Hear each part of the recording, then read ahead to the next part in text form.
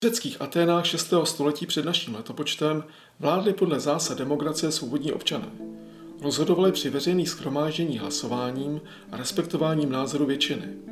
Před rozhodnutím se také dotazovali ve věžbách na boží vůli. V té době bylo ve stříbrných dolech Atén nalezeno velké naleziště stříbra a rozhodovalo se, jak s tímto bohatstvím naložit. Tehdy žil v Aténách Aristeides, kterého pro jeho čestný a řádný život nazývali spravedlivým. Ten na shromáždění navrhl, aby se bohatství spravedlivě rozdělilo. Každý svobodný občan měl s něj obdržet 10 drachem.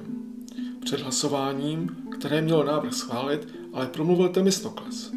Nechtěl dělit bohatství tímto spravedlivým způsobem, ale využít ho pro společný záměr, který by přinesl užitek a ochranu celému městu.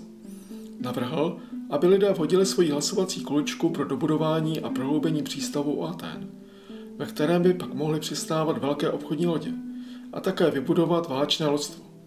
Přesvědčil ostatní, že tento společný zájem je výhodnější a občané při hlasování dali přednost zájmu města před svým obohacením. Po prohloubení přístavu mohly u Atén přistávat velké obchodní lodě a město bohatlo obchodem.